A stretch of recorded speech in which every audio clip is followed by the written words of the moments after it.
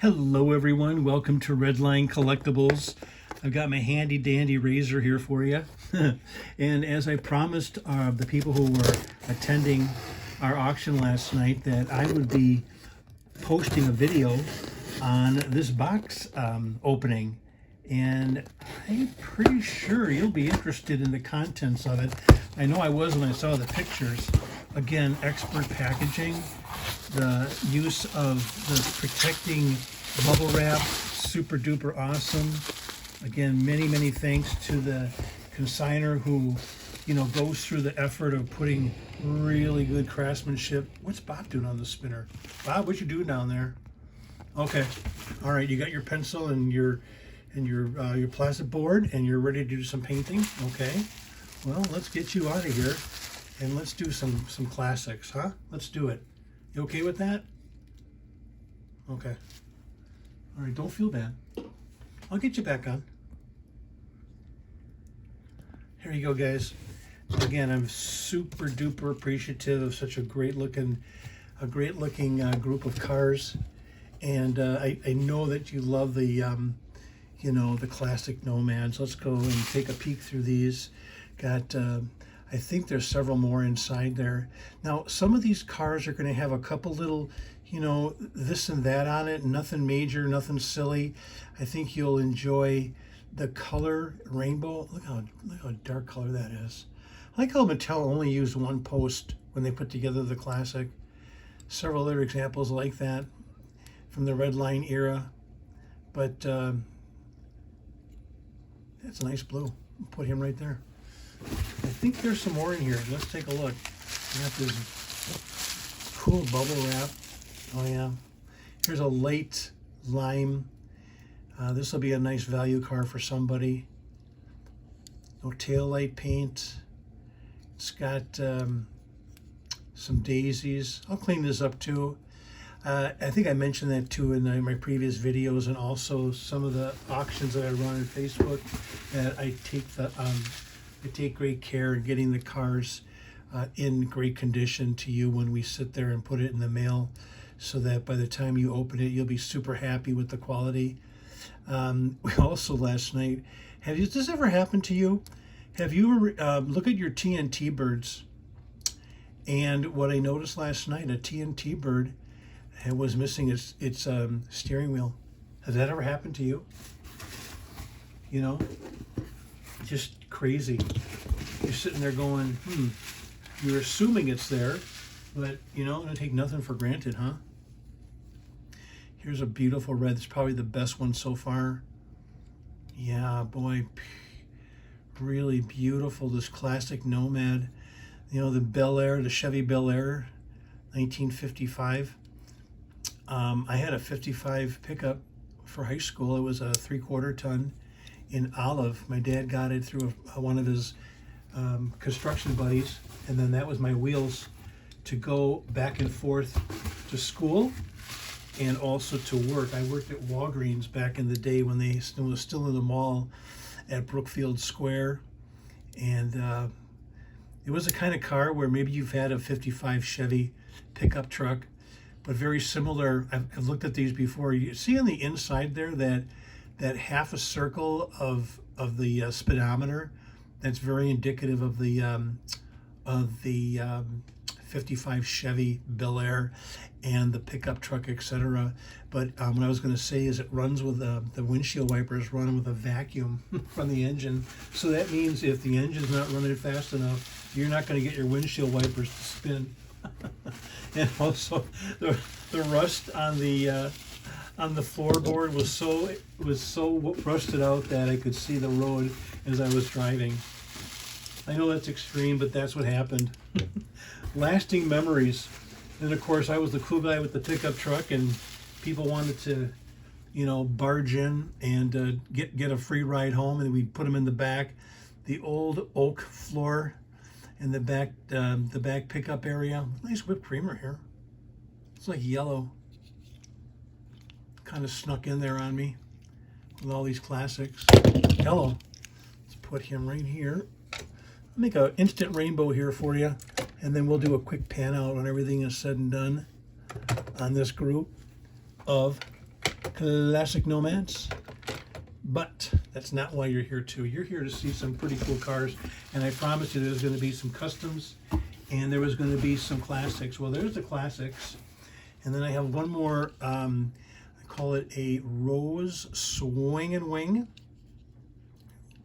Looks like a blister pull. It is. That's right. I remember the consignor telling me that this was a pull, and you can see the numbers underneath the wing is where you see the Mattel put the numbers in for the casting, so you know that it's authentic.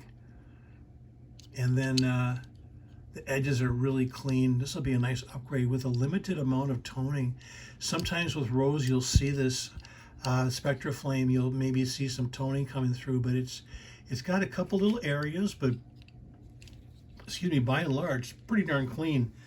So let's go down to the customs, and I'll probably upgrade some of these wheels. This is a gold Charger.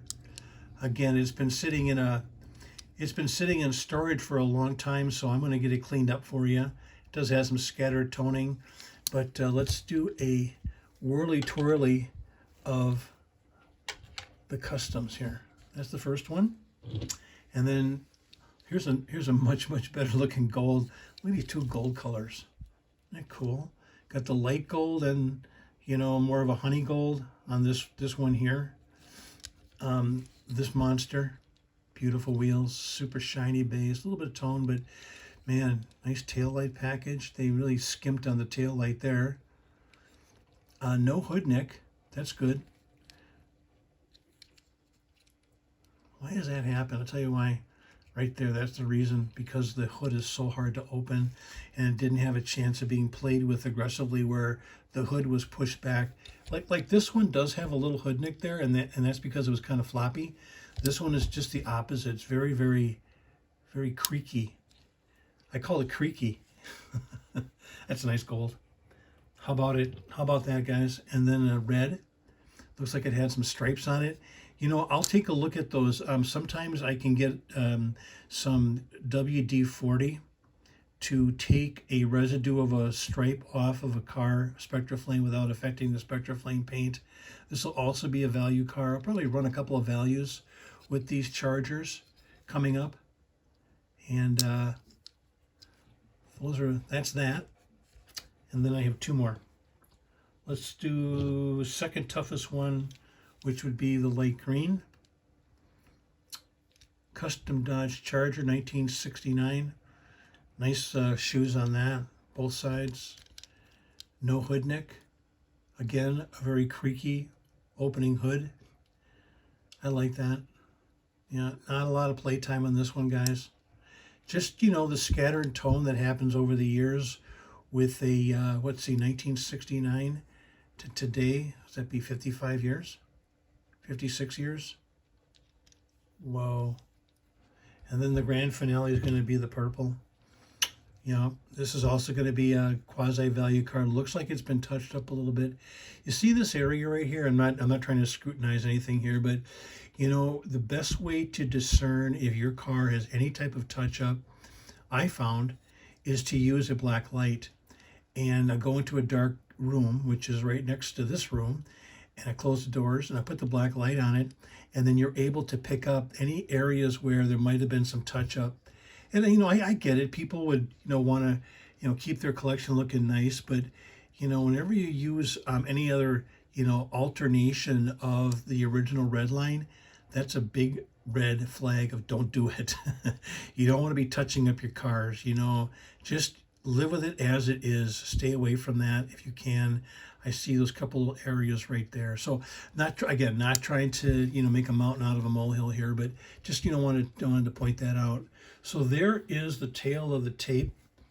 That's going a little bit too fast too. I thought I had it on slow speed. There it is. I get dizzy sometimes looking at these cars. Are we going way too fast? But there is the tail of the tape, so to speak. The cars, the Nomads we opened up earlier. Light spray of lime, rose, blue, red, and purple. A really clean whipper. Looks like a close to a blister pull, and a blister pull for sure on that Rose Swing and Wing. And then, of course, the custom Dodge Chargers in a variety of rainbow colors: the green, the dark gold, light gold, a red, and a purple. So you know what? I have a box coming in anytime now, and I'm super excited about that. I actually got 3 boxes coming in, so I'll be putting some more content up. If there's something you want to see in particular, let me know. Again, if you would like to have me work for you, I'm looking for consignments. I'm looking for collections. I'd like to continue this beautiful, you know, relationship that we have, you know, our guests. It makes it all happen, and we really appreciate your support of Redline Collectibles, and we look forward to seeing you often. And do like, subscribe, and share the channel. Do include your comments. I love reading your comments, your suggestions, and anything that you see that I maybe missed or I didn't point out. My mode of action here has always been being completely transparent with our guests, you. And if you become a customer of ours, then even more so. You know, it's the old saying is, you know, we treat you with kid gloves. That may be a worn out thing to say, but it's really true. We go through great lengths to make sure that you are happy. And if you don't like the car, you don't like the experience, whatever, send it back. I'll pay for the freight.